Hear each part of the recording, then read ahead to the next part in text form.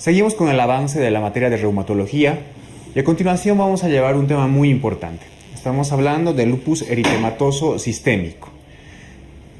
Dentro de la parte de reumatología es evidentemente el tema más importante y el más preguntado, así como en la parte de endocrinología la diabetes era sin duda el tema más importante, igual en la parte de cardiología los síndromes isquémicos eran los más importantes. Bueno, de la misma forma, en la parte de reumatología, el lupus eritematoso sistémico es el más importante, ¿no? Y de hecho, bueno, cae generalmente en las convocatorias una pregunta acerca de este tema. Bien, empezamos. Definimos al lupus eritematoso sistémico precisamente por eso, ¿no? Porque es una enfermedad sistémica que va a afectar a la mayoría de los órganos de nuestro cuerpo, ¿no? Es una enfermedad crónica y cuya característica principal es que tiene un origen autoinmunitario. Es el paradigma de las enfermedades autoinmunitarias reumatológicas propiamente, ¿no? Entonces, es una enfermedad sistémica, por eso es su nombre de lupus sistémico, ¿no? Tiene características de ser una enfermedad crónica y evidentemente tiene un origen autoinmunitario. Un detalle importante y curioso más que todo es que la palabra lupus deriva del latín que significa lobo, y es que si tú ves, y una característica que muchos conocen es ese famoso eritema malar en alas de mariposa, ¿no? En la antigüedad, bueno, lo asemejaban un poco a la cara de un lobo y por eso viene lupus, lupus del latín lobo, ¿no? Lupus eritematoso sistémico. Viéndonos a la parte autoinmunitaria, ¿cuál es la característica del lupus? Es que hay una producción de anticuerpos, pero sobre todo contra antígenos nucleares de nuestras propias células. ¿Sí? Entonces, esta producción de anticuerpos contra antígenos nucleares de nuestras propias células va a ser la causa de la producción de diversas alteraciones sistémicas y manifestaciones clínicas. Bien, hablando un poco de la epidemiología, evidentemente, hablando de sexos, el sexo femenino es el más afectado. O sea, se dice que de cada 10 personas que tienen lupus, 9 son mujeres y 1 es un hombre. Es decir, hay una proporción de 9 a 1 a favor de las mujeres. Es decir, una enfermedad más prevalente en el sexo femenino. Generalmente, hablando de edad, pues afecta entre los 14 a 40 años, ¿no? Y se asocia sobre todo a la edad fértil de la mujer. Es por eso que, como más adelante vamos a ver, hay cierta influencia estrogénica hormonal. Hablando de razas, es más común y más grave en la raza negra, raza asiática y también en la raza latinoamericana. Aquí anotamos en latinos. Mucho menos frecuente en la raza blanca, más frecuente en asiáticos, afroamericanos y latinos, ¿no? Esas son las características epidemiológicas del lupus. Hablando de la patogenia, bueno, el lupus eritematoso es la combinación de una serie de factores, principalmente genéticos, ¿no? Tenemos los antígenos leucocitarios que están en relación con el lupus, sobre todo el HLA-DR2 y el HLA-DR4.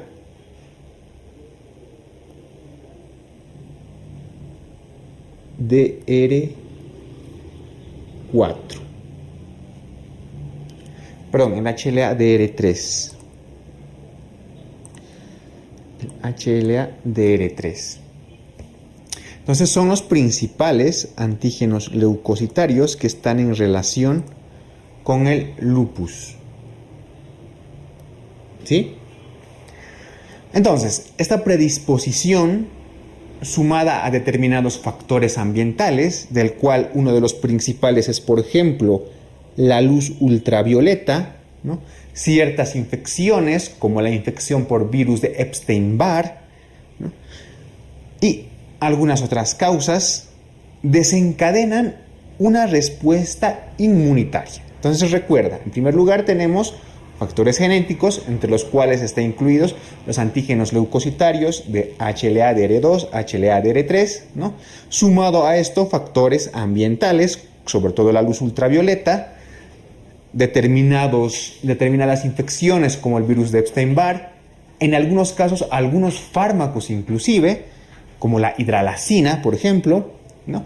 Sumados a estos desencadenan una respuesta inmunitaria en nuestro organismo. ¿Qué es lo que pasa? Hay una respuesta alterada a nivel de los linfocitos, ¿no? Lo cual estimula ciertos factores del complemento, ¿no? Y se forman complejos autoinmunitarios contra esos antígenos nucleares que te había mencionado. Esa formación de anticuerpos inmunitarios contra los antígenos nucleares, ¿no? Desarrolla una inflamación. Esta inflamación con el tiempo se hace crónica y de esta forma produce un daño. ¿Sí? En la fase de inflamación vemos ciertas características como el exantema propio del lupus, que vamos a ver más adelante, la nefritis, la artritis, la leucopenia, etc., ¿no? Y el daño propiamente crónico de una enfermedad crónica nos va a desarrollar, por ejemplo, una insuficiencia renal crónica, aterosclerosis, fibrosis pulmonar en algunos casos, etc. ¿Sí? Entonces, esta es la patogenia o la fisiopatología básica del lupus eritematoso. Bien, a continuación vamos a ver las manifestaciones clínicas. Al ser una enfermedad sistémica, va a tener afectación casi en todo nuestro organismo. Entonces, evidentemente, las manifestaciones sistémicas son de las más frecuentes, pero obviamente son inespecíficas. Es decir, el paciente que tenga lupus eritematoso va a tener fiebre, astenia, malestar general, etc., ¿no? Sintomatología que evidentemente no es específica y se presenta en diversas enfermedades. A nivel musculoesquelético, que son los síntomas más frecuentes, ¿no? Entre las manifestaciones sistémicas y las musculoesqueléticas, evidentemente las sistémicas son las más frecuentes, pero al no ser específicas, bueno, muy poca relevancia tienen realmente, ¿no? Pero dentro de las manifestaciones propiamente del lupus, las musculoesqueléticas tienes que recordar que son las más frecuentes. ¿Y cuáles son estas manifestaciones? Puede haber desde mialgias, artralgias, puede producir una artritis, que a diferencia de la artritis reumatoide es una artritis no erosiva, ¿no? Y en algunos casos específicos, relacionado con el uso de corticoides, puede producir osteonecrosis en determinados lugares anatómicos, como por ejemplo en la cadera. Las manifestaciones cutáneas. Hay algo característico del lupus eritematoso, es evidentemente sus manifestaciones cutáneas, que también son frecuentes. No tan frecuentes como las musculoesqueléticas, pero sí bastante frecuentes.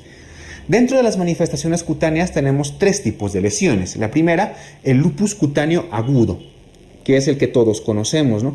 Ese exantema descamativo que se produce generalmente por fotosensibilidad, ¿no? Que se caracteriza por aparecer en la región malar y el dorso de la nariz, lo que le da el aspecto de alas de mariposa, ¿no? Este es el famoso eritema malar en alas de mariposa. Luego tenemos la lesión que se llama lupus cutáneo subagudo. Son lesiones evidentemente subagudas que generalmente aparecen en el dorso de la espalda o en el pecho, ¿sí? No aparecen en la cara, esto tienes que recordarlo. Es muy infrecuente que el lupus cutáneo subagudo aparezca en la cara. Generalmente, como ves en la imagen, aparece en el dorso de la espalda, ¿no? ¿Y cuál es su característica? Que estas lesiones, cuando remiten espontáneamente, no dejan cicatriz, ¿no? Lesiones más crónicas, tenemos el lupus eritematoso discoide, que son lesiones más crónicas, que estas sí que afectan a la cara, son lesiones circunscritas, cuya característica es que cuando cicatrizan, dejan hipopigmentación, es decir, dejan como una mancha. Entonces, estas son las manifestaciones cutáneas características del lupus eritematoso. El lupus cutáneo agudo con el eritema malar en alas de mariposa, el lupus cutáneo subagudo con estas lesiones que cicatrizan y no dejan hipopigmentación, y el lupus eritematoso discoide que afecta también a la cara y cuya característica es que cuando cicatrizan dejan una lesión hipopigmentada. Recuerda, el lupus cutáneo subagudo no aparece generalmente en la cara. Bien, seguimos hablando de manifestaciones clínicas. Bueno, una de las manifestaciones más graves y que tiene una alta tasa de morbimortalidad es evidentemente las manifestaciones neurológicas, que pueden ir evidentemente desde unos simples malestares hasta producir una psicosis, la famosa psicosis lúpica. Nos pueden producir convulsiones.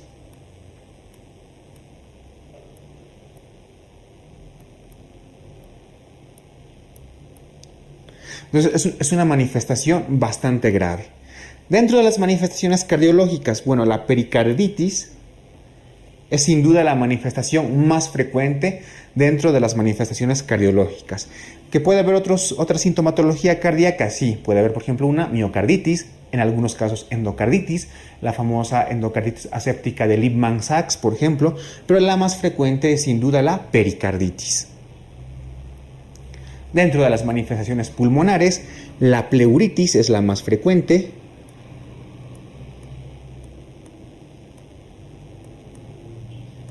Y la pleuritis se puede manifestar tanto como un dolor pleurítico o como un derrame pleural, ¿no? Derrame pleural cuyas características ya las hemos visto en neumología y que te las hago recuerdo. El derrame pleural del lupus eritematoso sistémico es un exudado principalmente, tiene una elevación de los linfocitos en su análisis, ¿no? Y generalmente el complemento está disminuido. Esas son las características de un derrame pleural lúpico. La pleuritis es la manifestación más frecuente pulmonar, pero no es la más grave. La más grave y por suerte la menos frecuente es la famosa hemorragia alveolar.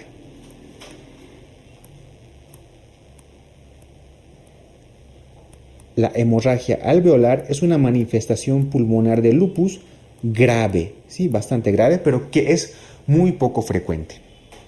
Dentro de las manifestaciones hematológicas, el lupus te puede condicionar todas las penias, es decir, anemia, linfopenia, leucopenia y trombocitopenia. Principalmente hablando de la anemia, es una anemia evidentemente inflamatorio o de trastornos crónicos. Aquella que en hematología te he mencionado que tiene la característica de tener hemoglobina baja y un volumen corpuscular medio normal. Sin embargo, también puede producirnos una anemia de tipo hemolítico. Pero esta anemia hemolítica tiene características autoinmunitarias.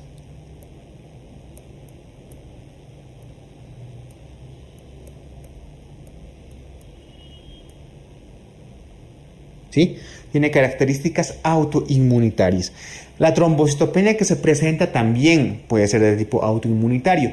Y hay un síndrome característico que es la combinación de una anemia hemolítica autoinmunitaria con una trombocitopenia también inmunitaria, y esta combinación se la denomina el famoso síndrome de Evans. Bien, evidentemente también se puede presentar leucopenia con una linfopenia, ¿no? Linfopenia que también es, como vamos a ver más adelante, es un criterio diagnóstico de lupus eritematoso. Entonces esas son las características hematológicas principales. Bien, las manifestaciones renales. Si hay un síntoma o afectación que realmente tiene una morbimortalidad importante y cuya presencia define el pronóstico del lupus eritematoso sistémico, son las manifestaciones renales. Es la nefropatía lúpica propiamente. La nefropatía lúpica se tiene que biopsiar en todos los casos. Es decir, paciente que en el sedimento urinario, paciente con lupus eritematoso que en el sedimento urinario tenga cilindros hemáticos, tenga proteinuria, es decir, tenga todo tipo de cilindros, los famosos cilindros telescopados, es decir, un montón de cilindros, se le debe hacer biopsia, sobre todo para ver en qué estadio de afectación renal está. Porque como te he mencionado, la nefropatía lúpica tiene valor pronóstico en los pacientes que tengan lupus eritematoso. Entonces, de acuerdo a la biopsia, la nefropatía lúpica se divide en los siguientes grados, ¿no? Tenemos un grado 1, que es una nefropatía lúpica mesangial mínima, cuyas características son que tiene un sedimento urinario normal y la función renal también está normal. Tenemos un grado 2, en la cual es una nefritis lúpica mesangial proliferativa con proteinuria leve, pero que mantiene todavía la función renal normal. Una nefritis lúpica focal, cuya característica es que tenga una proteinuria variable, pero que la función renal sea normal. La difusa, la nefritis lúpica difusa, tiene proteinuria variable, tiene una función renal disminuida y cursa con hipertensión. En los brotes de lupus eritematoso sistémico aparece este tipo de nefritis lúpica, la nefritis lúpica difusa. O sea que este grado 4 o nefritis lúpica difusa es la que aparece en los brotes de lupus eritematoso. Otro tipo de nefropatía lúpica es la de grado 5 o membranosa, ¿no? Que cursa con un síndrome nefrótico, con una función renal normal y con hipertensión. Y por último, el último estadio, el grado 6, que ya es una esclerosis y que evidentemente condiciona al paciente a una falla renal crónica. Cerca de un 20% de los pacientes que tengan nefropatía lúpica van a necesitar algún tipo de terapia sustitutiva renal, ya sea una hemodiálisis o un trasplante. El diagnóstico. ¿Cómo vamos a hacer el diagnóstico del lupus eritematoso sistémico? Va a haber la combinación de las manifestaciones clínicas que ya te las he explicado hace un momento, más características de laboratorio. En este caso vamos a analizar anticuerpos, ¿sí? ¿Cuáles son los anticuerpos que aparecen con más frecuencia en el lupus eritematoso? Pues son los que están aquí en esta diapositiva. Sin duda, el que aparece con más frecuencia y el que condiciona realmente el diagnóstico de lupus eritematoso son los anticuerpos antinucleares, los famosos ANA. Están presentes en la mayoría de los pacientes con lupus, pero no son específicos de lupus, ¿sí? Si bien están presentes cerca del 98% de los pacientes, no son específicos. Los que sí son muy específicos son los anti-DNA de doble cadena, ¿no? Y que si están presentes, bueno, se correlacionan con la nefropatía lúpica. Otro anticuerpo que se usa bastante y que es específico de lupus son los famosos anticuerpos anti-Smith. Hasta aquí, estos tres son los anticuerpos que están generalmente presentes en un paciente con lupus eritematoso sistémico. Sin embargo, hay otros anticuerpos que se relacionan con otro tipo de lupus. Por ejemplo, el anticuerpo anti-Ro se relaciona con el lupus cutáneo subagudo. Los anticuerpos antihistona se relacionan con lupus inducido por fármacos. Los anticuerpos antifosfolípido se relacionan con el síndrome antifosfolipídico. Y pasa que, si bien en las manifestaciones hematológicas te había indicado de que hay anemia, leucopenia y trombocitopenia, los pacientes con lupus generalmente tienen fenómenos tromboembólicos porque desarrollan hipercoagulabilidad precisamente por estos anticuerpos, por los anticuerpos antifosfolípidos. Entonces, en el año 2012, ¿no?, se han desarrollado nuevos criterios y es una combinación entre criterios clínicos y criterios inmunológicos, es decir, las manifestaciones que te he explicado, más, como ves en la diapositiva anterior, todos los anticuerpos o algunos de los anticuerpos que te he descrito. Entonces, ¿cuáles son los criterios clínicos en primer lugar? Los criterios clínicos son 11. Y son los siguientes. Tenemos primero el lupus cutáneo agudo, es decir, el eritema malar en alas de mariposa o la fotosensibilidad. Como segundo criterio tenemos el lupus crónico, es decir, el lupus discoide. Como tercer criterio tenemos las úlceras orales.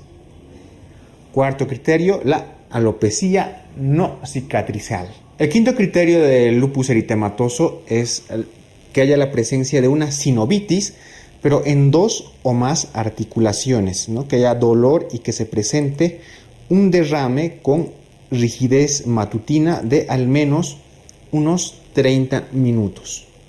El sexto criterio del lupus eritematoso es la presencia de serositis, ya sea pleuritis o pericarditis, ¿no? El séptimo criterio hace referencia a la afectación renal, que exista una relación proteinuria-creatinina en orina mayor de 500 o que haya cilindros eritrocitarios. El octavo criterio hace relación a la parte neurológica, es decir, va desde convulsiones, psicosis, síndrome confusional agudo, hasta una mononeuritis múltiple. El noveno criterio es la presencia de una anemia de tipo hemolítico, ¿sí?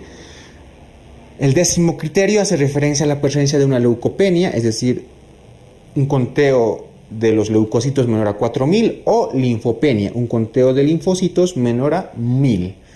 Y el onceavo criterio, por último, es una trombocitopenia, es decir, un conteo de trombocitos menor a 100.000. Entonces, para hacértelo de una manera más sencilla, ¿no? Si tú te acuerdas, el primer criterio tiene que ver con lo más característico, el famoso eritema malar en alas de mariposa y la fotosensibilidad, es decir, lupus cutáneo agudo. El segundo criterio también tiene que ver con la piel, pero es un lupus cutáneo crónico, ¿no? El tercero hace referencia a úlceras orales. El cuarto, alopecia, ¿sí? Imagínate como una persona calva, ¿no? Una persona que tiene alas de mariposa, una persona calva, ¿no? Eso es el cuarto criterio. 5, una persona que le duele las articulaciones, ¿no? Sinovitis. Sexto, serositis, o sea, la parte del tórax, ya sea pericarditis o una pleuritis. Séptimo, la afectación renal, como te he indicado, que haya cilindros eritrocitarios o proteinuria principalmente, ¿no? Octavo, hace referencia a todo lo neurológico, convulsiones, psicosis, síndrome confusional agudo, una mononeuritis múltiple. Y a partir de la 9, pues hace referencia a las manifestaciones hematológicas, todas las penias, ¿no? Cuidado con la novena, que es una anemia hemolítica, ¿sí? La décima, leucopenia o linfopenia, y la onceava, una trombocitopenia. Esos son los criterios clínicos, ¿no? Y debemos añadir a alguno de ellos algún criterio inmunológico o de laboratorio, es decir, el estudio de los anticuerpos, entre los cuales tenemos como primer criterio inmunológico los ANA encima de su valor de referencia, los anti-DNA doble cadena positivos, los anti-SMID positivos, la presencia de anticuerpos antifosfolípidos positivos, ya sea anticoagulante lúpico, BDRL falsamente positivo o la anticardiolipina. Que exista un complemento bajo, sobre todo C3, C4 o CH50, y una prueba de COMS positiva, pero en ausencia de anemia hemolítica. Estos son los criterios de laboratorio. Entonces, en total, los criterios de lupus eritematoso son 17.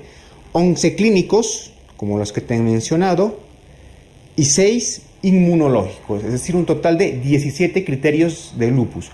De los 17, recuerda, 11 son clínicos y 6 son inmunológicos. Entonces, para realizar el diagnóstico de lupus eritematoso, se debe cumplir al menos 4 criterios como mínimo. Es decir, de los 17 tienes que tener 4 criterios como mínimo para diagnosticar lupus. Pero de esos 4 criterios como mínimo que te he mencionado, al menos uno tiene que ser clínico o al menos uno de laboratorio. Por ejemplo,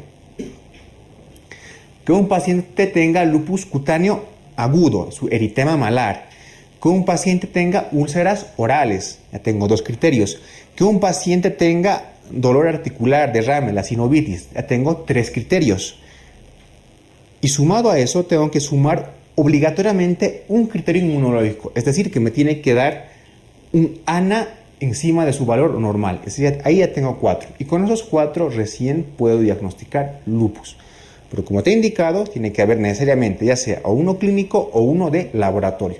No pueden ser los 4 de laboratorio o de los 4 clínicos. A eso se refiere con esa norma. El tratamiento, bueno, el tratamiento evidentemente al ser una enfermedad inmunitaria lo vamos a hacer con inmunosupresores por lo general. Entonces vamos a utilizar muchos corticoides en este caso, ¿no? Las manifestaciones leves como la artritis o la serositis pues vamos a utilizar AINES o corticoides en dosis bajas asociadas a hidroxicloroquina, ¿sí?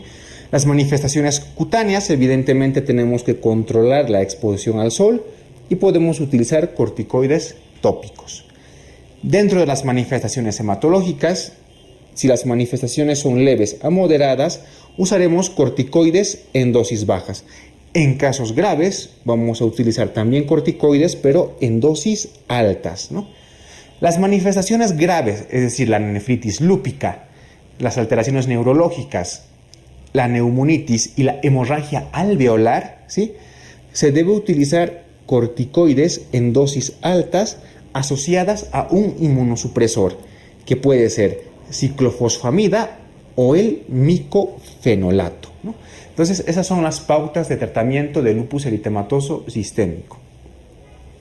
Es una enfermedad en la cual tú tienes que estudiar principalmente las manifestaciones clínicas, verte bien y aprenderte el cuadro de los anticuerpos y evidentemente repasar los criterios diagnósticos. Recuerda, son 17 criterios, 11 clínicos, 6 inmunológicos. Para diagnosticar tienes que tener 4 como mínimos, pero dentro de esos 4 o bien tiene que haber uno obligatoriamente de laboratorio o uno obligatoriamente clínico.